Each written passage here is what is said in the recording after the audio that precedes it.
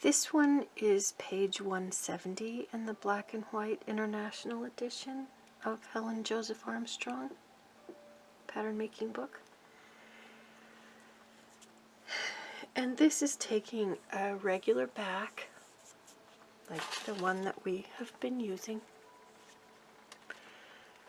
and essentially it's the same as a princess line, but it's horizontal, and usually when it's horizontal we call it a yoke, and when it's vertical we call it a princess line. So the yoke line comes straight across, and then we're going to pivot this dart closed, open it up on the side, and separate the two into two pieces so that it looks like this one. And this one happens to have gathers. You could do it with no gathers. We usually put gathers in so that it's easier to move. But this one can be sewn as gathers or as a tuck that's an inverted box pleat or a box pleat. And those patterns are all going to be very similar to these, where the tucks are on the outer edge instead of the middle. Here's a picture of one in the middle.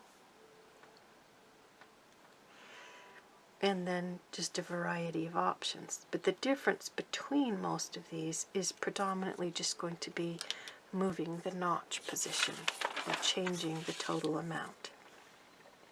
So we're going to start with our back and a piece of paper. And here in the picture it's saying to add an extension of 3 inches for the pleat or the gathers, but you can add more or less depending on the design that you want. So I'm going to plan ahead.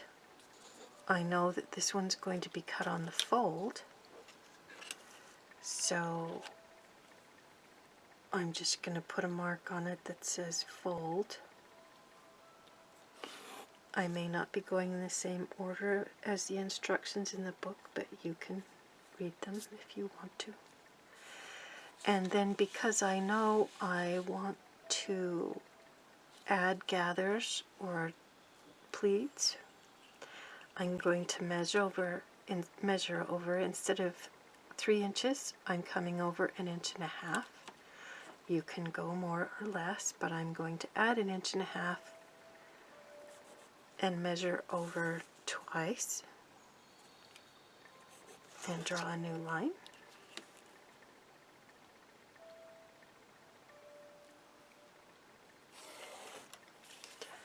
So now I can just bump that up against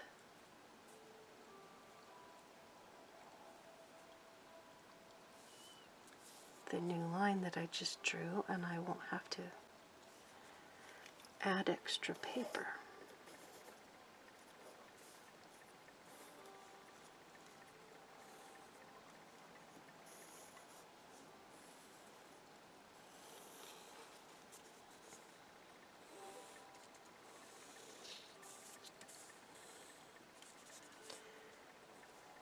And in this case, we're just going to ignore the dart and let it be part of the extra fullness. We don't really have to do anything with it. So I could just continue the line along. If I'm turning this into a blouse, I'd want to extend the line down so that it's wide enough to cover the hip. And then you could let it tuck in or tuck out. But the one in the picture is just sewing to a skirt, and it's going to gather onto the skirt with no extra fullness. Typically, if you're making a blouse or you want it a little bit blousy and it's attaching to a dress, you might have it tucking under like that and sewing into a waistband. And then you'd want to add a little bit of extra blousiness. And if you were doing that, you would just drop this down longer so that you have room for the fabric to curve under.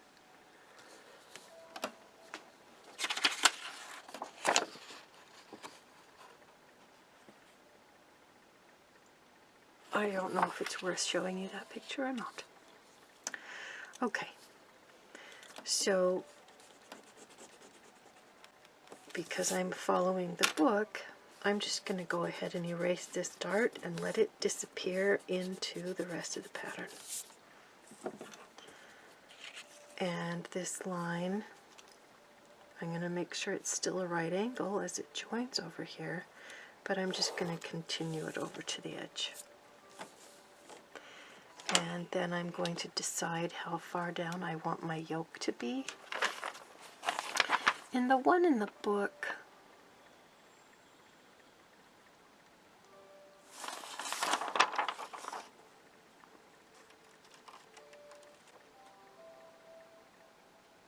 it looks like they came down 3 or 4 inches.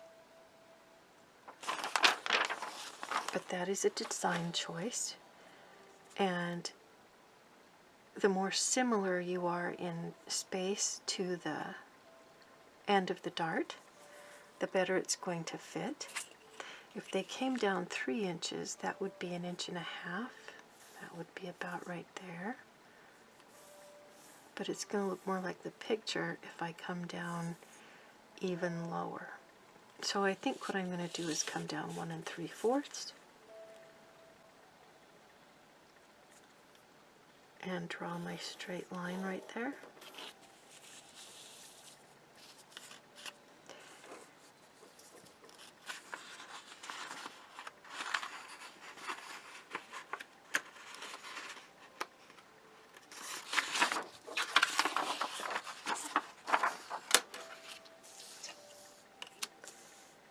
Then I'm just going to continue this line down. Or I could continue that one down. I think I'm going to go with this one instead.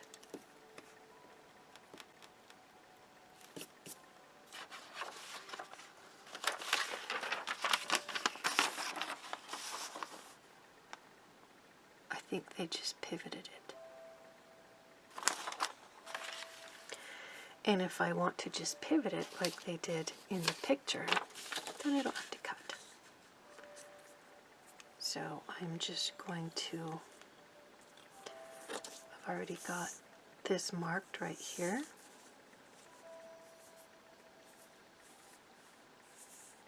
So I want to mark this in the same place. And then I'm just going to put my pencil at the end of that line that I drew and rotate that over so that the dart is closed.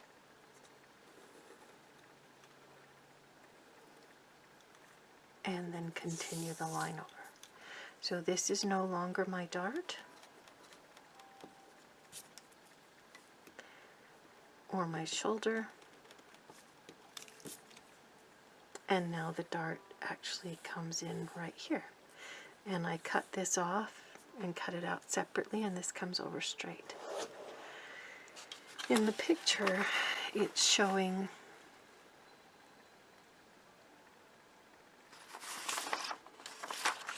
that instead of leaving the dart up here, they're taking this space and moving it below. So we're leaving the yoke straight and curving this down and taking the space out of the lower section. And you can read that, but that's the concept. So I'm going to go ahead and blend these two and erase that line. And you can rewind, but I just took this measurement and it was 1/4 of an inch, so I'm going to measure down 1/4 of an inch and draw that coming back over to the original line. And use my curve to blend it. And I don't draw the whole curve, I just draw that one little section to fill it back in.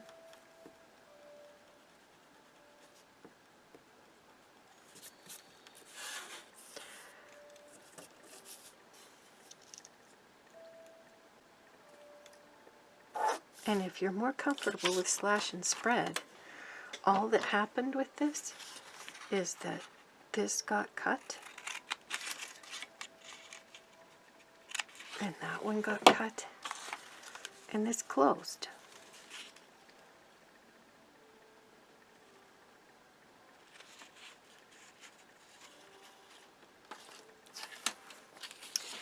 So I'm going to separate the two of them now.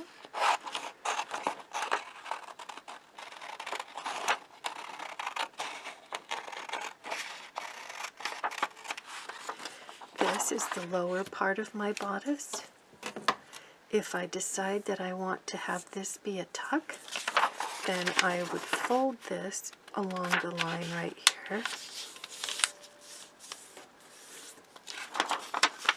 and bring that to the center, and then that's how it would be sewn. You could also sew that inside out.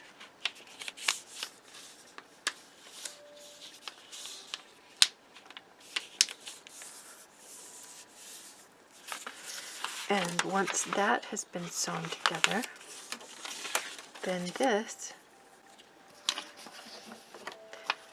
one is also cut on the fold, but I'll cut it apart so it's easier to see.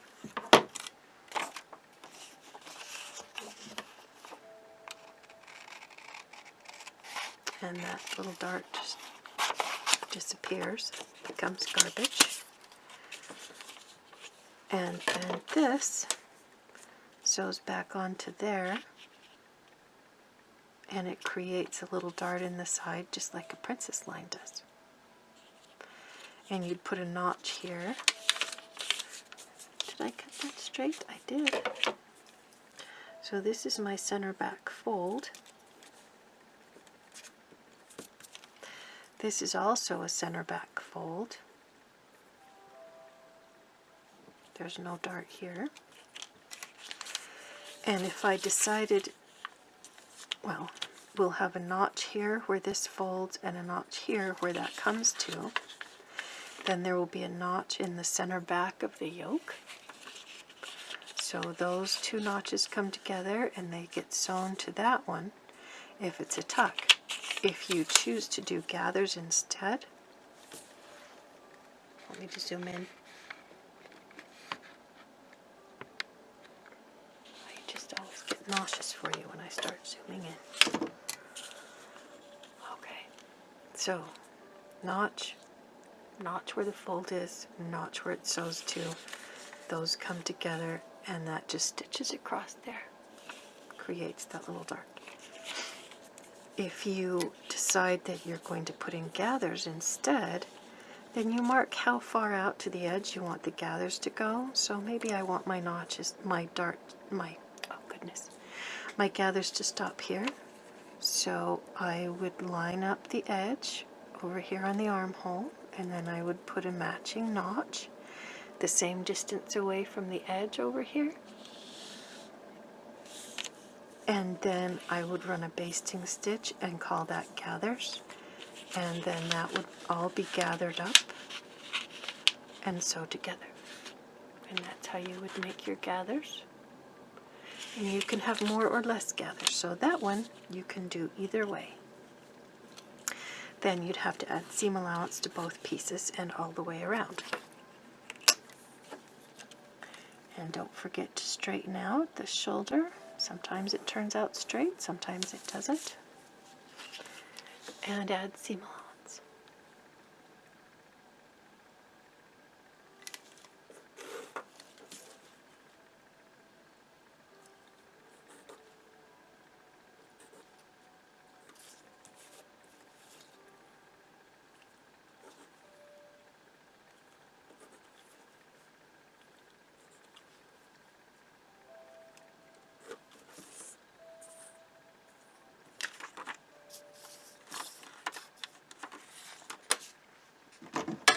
And that stitching line isn't as accurate as I would like it to be, so I'm going to give it a little bit of a trim.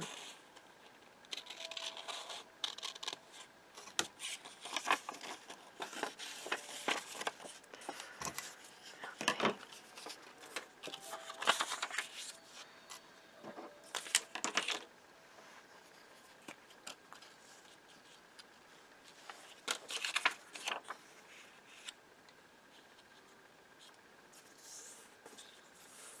Smart. Smooth all the way across. And this line is supposed to be straight, even though it's a little messy with it. But I'm adding seam allowance and it will be straight. Okay.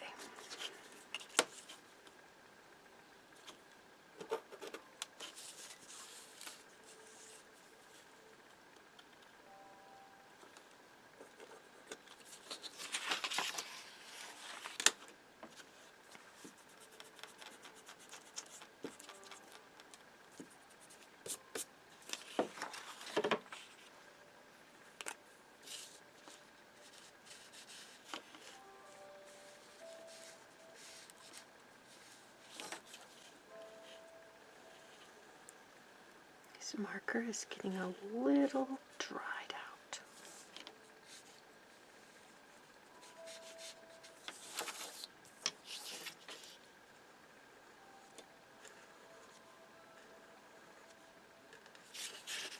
It's a sad thing about getting pencil in there.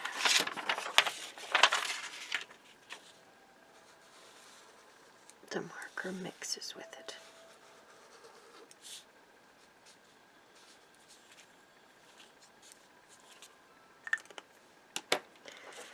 And I'll pull my notch down, still at a right angle to the stitching line.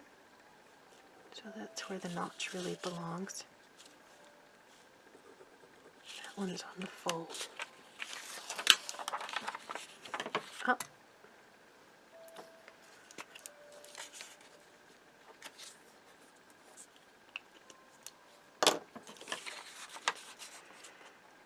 And remember to cut clockwise to cut the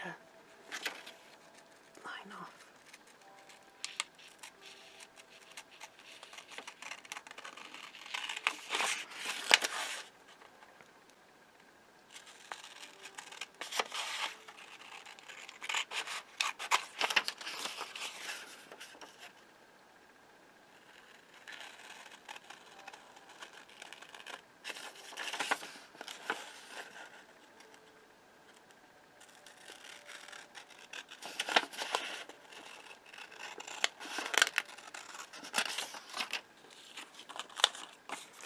I'm going to go the other way with this one because I've got my scissors up to the edge and I just want it to be the same edge as the rest. So that's my back yoke, and it goes on the top, and I need to add seam allowance here. It sews to that one.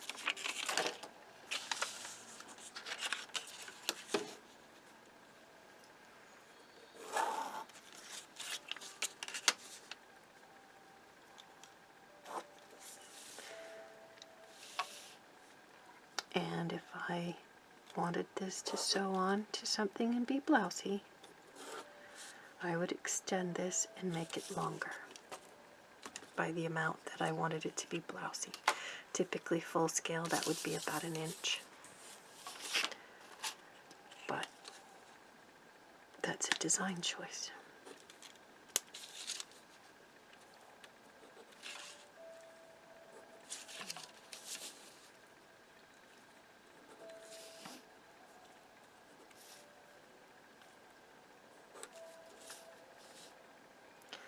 Always a right angle on the corner. Line it up with that line. Extend out the extra.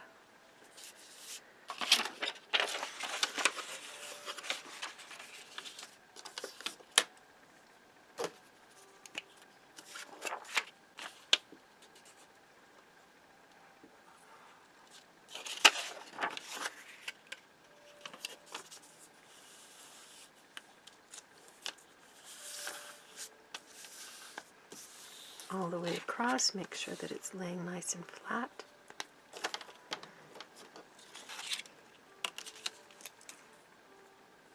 And there's the edge. Lining up the ruler line with the original edge, stitching line. And you can choose whether you want to put your notches so that it's gathers or whether it's tucks. If you decide to have it be gathers, then traditionally you just write gathers on it and put an arrow from one end to the other.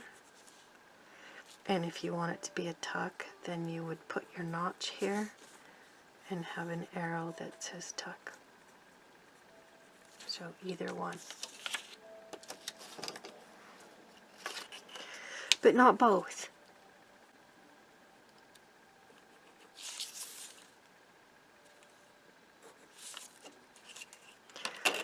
Well, I'm making it both, so why shouldn't you be able to make it both? Just, you can't sew it both ways.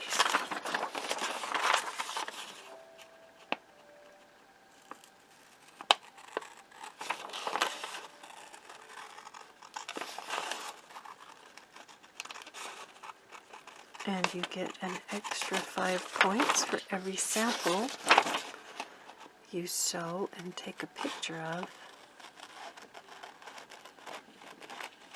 to turn in with your finished pattern.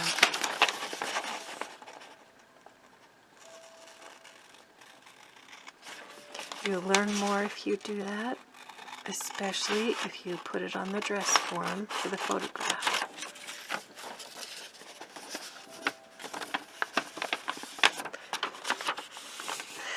This is straight right here, so it probably doesn't make a difference. Oh, there, did it again. It doesn't make a difference, really, if I cut it while it's folded. But sometimes it makes a difference. So.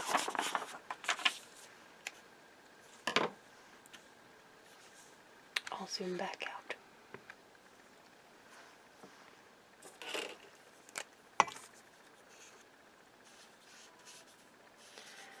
So down at the waistline, that dart that used to be here, right there, is now part of the gathers.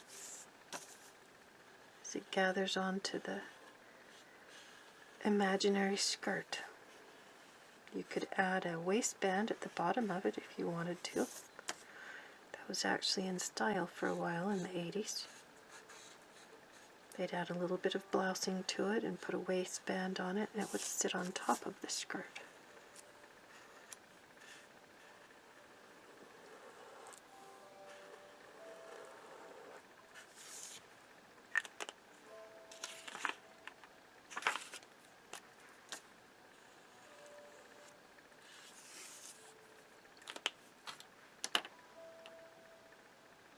Where did it go?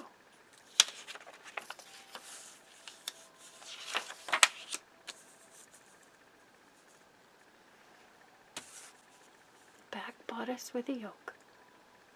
Both cut on the fold. So cut one on the fold, cut one on the fold, and finish it the way you prefer.